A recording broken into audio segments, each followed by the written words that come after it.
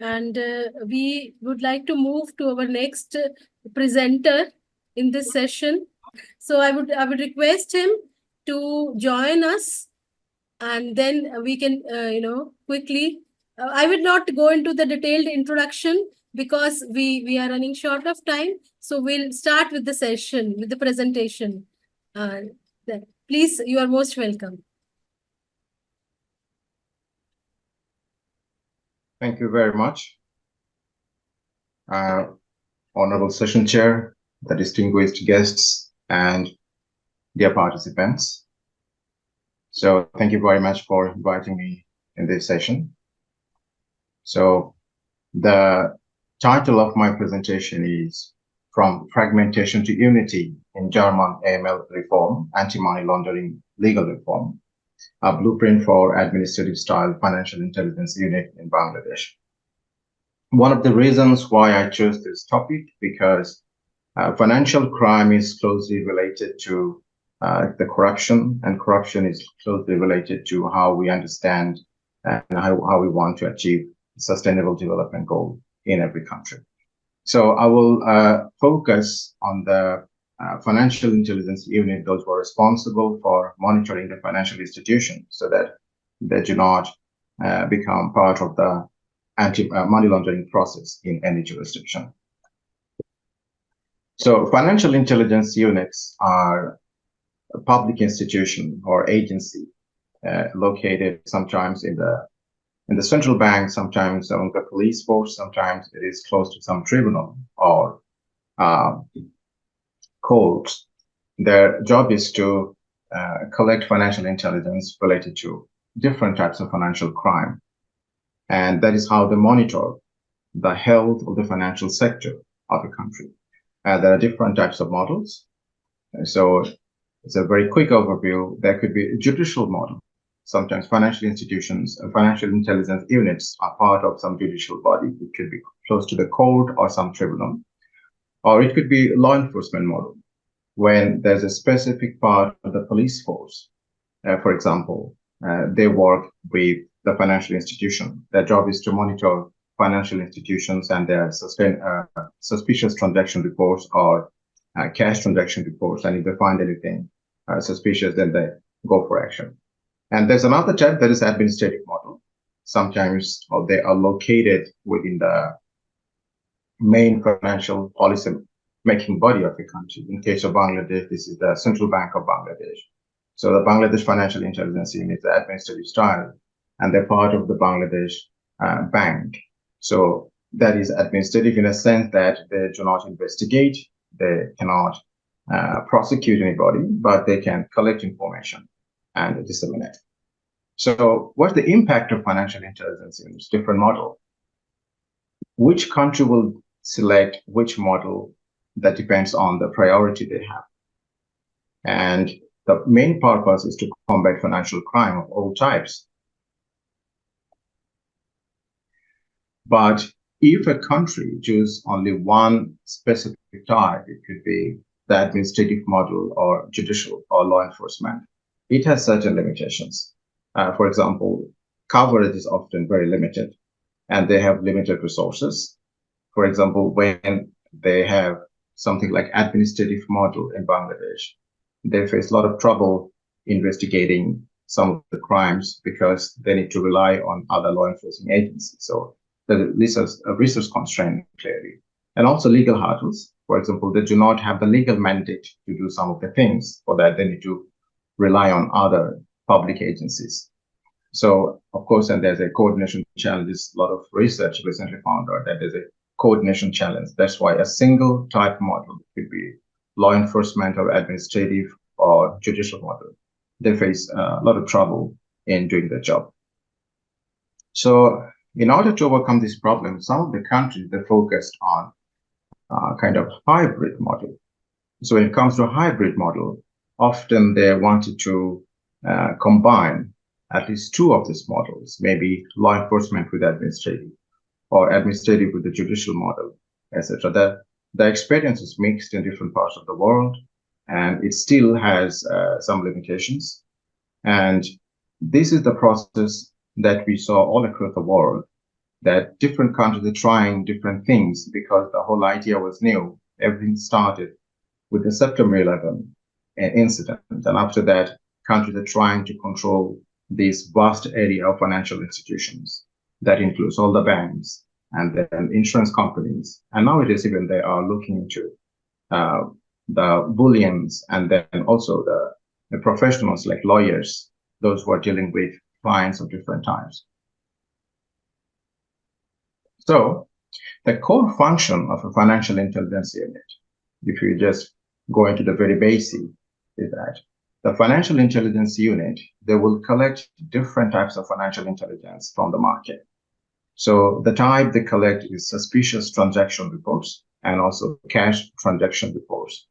So every country has a specific legal regime that will determine what are the areas they want to cover. For example, in Bangladesh and many other countries, they want to cover mainly the banking sector because it is easy to bring black money, so-called illicit profit, into the financial system and then use the financial system to launder the money and make it white or legitimate.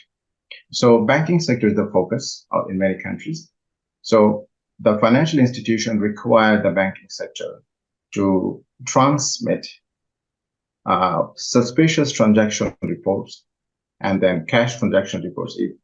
If you are a service holder, for example, but if you are then conducting a lot of high value or high volume transaction in your account which doesn't have any match with the declared income, source of income, then that cash transaction report, significant cash transaction report, could be reported by the financial institution to the financial intelligence unit. And that is how they will then look into this and they will analyze the information. Sometimes all these suspicious transaction reports or cash transaction reports could be simply, they may be for whatever reason, they could trigger some kind of alarm. But once it is taken to the financial intelligence unit, they have more information to analyze and then see if it really linking, if it is linking to any particular crime or it is just simple transaction. So after the analysis, if they find there is something wrong, if they have any reason there's something interesting that could trigger further action. For example, they can disseminate that financial intelligence with analyzed form to the investigating authority. In some countries, it could be the police, criminal investigation department, tax authority, etc. In some countries, it could be like Bangladesh, it could be like even the Anti-Corruption Commission. And then they will investigate, and if they are finding anything interesting, then they will take it to the court. And that is how our financial intelligence unit work with the financial institution to fight various types of financial crimes and money laundering. So they have a role of information clearinghouse in a sense that a financial intelligence unit will collect information from all the reporting institutions, like the bank, insurance companies, etc. And they will pass this information to the next level. And it's a question of operational efficiency because they collect a lot of information, how quickly they analyze this information and add value, and how properly then they disseminate the information to the next level, and how properly they conduct all these in-house investigation and analysis. That will eventually determine if the case will go to the court and somebody will be prosecuted. So it's very important that they do it properly. Now, every institution will be eventually evaluated for the performance. Now, the financial institution, they also go through some evaluations. And there's some global bodies are there. For example, Financial Action Task Force, the Egmont Group, they are watching. And they are evaluating different countries and their performance, especially the level of compliances with the global standard of anti-money laundering and anti-terrorism financing policies. So they rate, and this rating will tell how healthy is the financial system in a country sometimes, and how robust is the legal framework, and how powerful these financial intelligence units are in controlling and in regulating the financial sector, and financial institutions of a country. So there are certain indicators. But the interesting thing is that they use the Financial Action Task Force when they evaluate a financial intelligence unit of any country. They use the traditional bureaucratic method. If all the persons are there, okay, the policies are there, okay, and you're collecting the reports, okay, and you're disseminating, that's it. But the ultimate target of the financial intelligence unit is to have some impact on the scale of financial crime in a country and on the predicate offenses. But if you see that the first now in 2016, now they have the third mutual evaluation report for the Bangladesh Financial Intelligence Unit for entire Bangladesh, in fact. And the report is pretty impressive. From the second one, when all those 40 criteria in Bangladesh, it was NC that is non-compliant for many of them, and then partially compliant, and then largely compliant. So most of the 40 criteria in Bangladesh was NC that is non-compliant or partially compliant. Only 2 or 3 of them were fully compliant or largely compliant. But if you compare the previous one, the third mutual evaluation 2016, you'll see that an impressive development. So from this report, you can say that Bangladesh Financial Intelligence Unit is performing very well. But then when you look into the sectors, financial sectors, and the level of corruption, for example, the report we have from Transparency International Bangladesh, you see that the corruption index is still there. In some cases, even it is worse.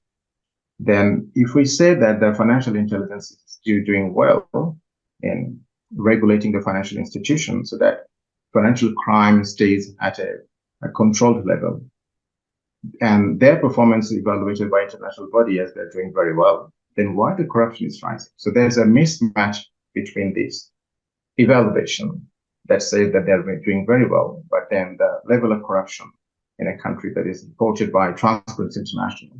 So this is alarming. There is a mismatch. So that is one area that is concerned. So what we have in Bangladesh is that administrative style financial intelligence unit is located within the central bank, and it has certain limitations. For example, they cannot investigate any crime. They can only collect information from financial institutions and the reporting entities, but they cannot investigate the crime. They cannot prosecute anyone. For that, they need to rely on police, Anti-Corruption Commission, CID. So that is one shortcoming, because Anti-Corruption Commission, CID, police, they have different priorities. And as we understand that, this is not their priority. So this is one area. Another is the administrative model in Bangladesh, the Bangladesh Financial Intelligence Unit. There are brilliant officers working there, but the manpower very limited. So this is very difficult for them to cover all the sectors. Now, there's an interesting information that I can share with you. Last 3 years, there are a lot of discussion in the media about the casinos, online casinos, and illegal gambling in Bangladesh. Number of people are arrested, high-profile people are arrested, and a lot of actions were taken by the police. But interestingly, Bangladesh Financial Intelligence Unit has not declared these as a problem and has not brought anyone under their control, because in their report, when they submitted to the global body like Financial Action Task Force, they simply mentioned that gambling does not exist in Bangladesh. So this kind of misinformation is also being spread. So this is a problem there, that they do not have enough authority so to cover many areas like gambling, illegal gambling. Those will come under the authority of police. But Financial Intelligence Unit, Bangladesh Financial Intelligence Unit, they clearly understand that some of the areas where the money is leaking, some of the areas are being used for money laundering purposes, for financial crime purposes, but they cannot take action because of the limited manpower, they cannot simply expand more and take more responsibilities. Now, what you see in October 2000, 23 few months ago, that Germany, they started a federal super agency. This agency will have the power to collect information and analyze all this information. They will also have the power to investigate and prosecute. And they will also have the power to supervise all the financial institutions. So if you see all the good sides of administrative style, judicial style, and the law enforcement style, different models, it's a combination of all three, plus the international sanction bodies that's in Europe, and also the German sanction body, those who are putting sanction on different entities. That particular body will also come under this super agency.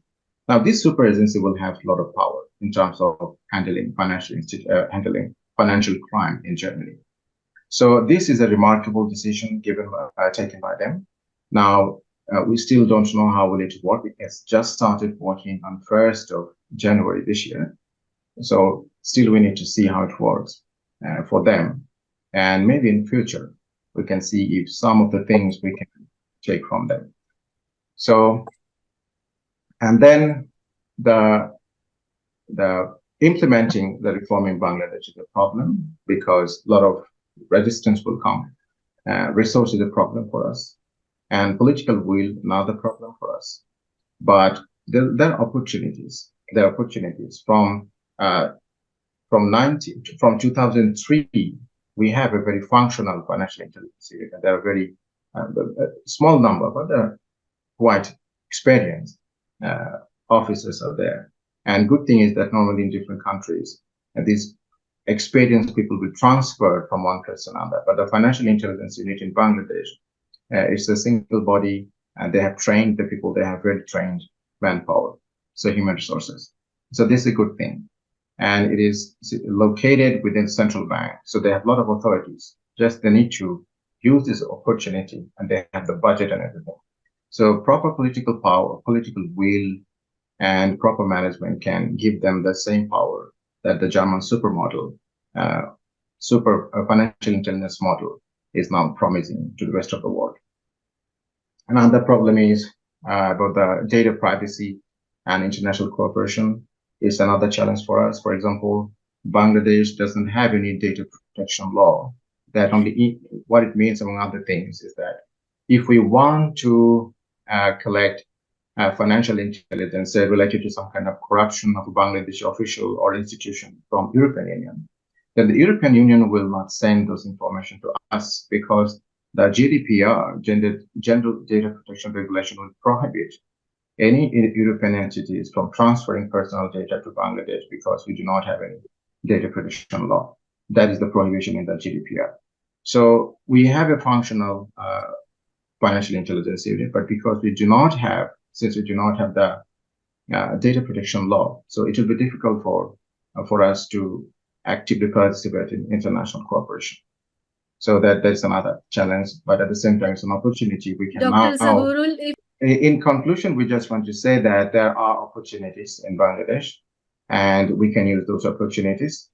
And financial crime and all the predicate crimes related to financial money laundering and terrorism financing, they have connection with sustainable development goal, because one of the financial crimes, that is corruption, is related to money laundering. So if we have a good money laundering, anti-money laundering legal framework in Bangladesh, that can help reduce corruption, control corruption, and help the country achieve even sustainable development goal.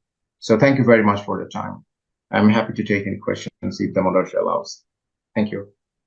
Thank you so much, Dr. Zahurul Haq, for your wonderful presentation. Just in brief, a few words about him. Dr. Zahurul Haq is a senior lecturer at the University of Uttara, Malaysia, and he was an associate professor and dean of faculty of law in Eastern University Malaysia, Eastern University Bangladesh. He is a very what is called reputed, I would say, a scholar in the area of money laundering and law. So if any question, please, anybody has in a minute, we can just raise to him. Any question anybody has? If not, we May I- go to the, yes, May I ask a question? yes, please. But please, sir, please be, Yes, make I it will be short. very. I'll be very. Brief, This is yeah, please. a very good presentation, and topic is extremely necessary for us. But it gives a very opposite picture of each other, as if the same paper is giving me very good hope on the one hand, and on the other hand, I don't see any light at the end of the tunnel. Because if I say there are very brilliant officers, they started working, they are doing very good, they are collecting information, and legal constraint is only we cannot execute them. I think we don't need too many brilliant officers even in Bangladesh now. We need some honest people should be working there. So how to keep these people honest? How to keep these people, those who are engaged in all kinds of financial corruption and white collar crime? We need to find out a set of honest group of people within a structural system, so that they themselves should be accountable to the people, to the government, that is my serious concern. What I am observing, being within Bangladesh system last 40, 50 years, I am really frustrated to see how can this be continued so long, funneling so much money from a country like ours. Thank you so much. It is more rather a comment rather than a question. Thank you, sir. Thank you for your comment, sir. All right. Thank you so much. I mean, we need to move to the next presenter. Thank you so much, Dr. Zahurul Haq. Thank I you, would sir. like to call Thank you very upon. much. You are most welcome.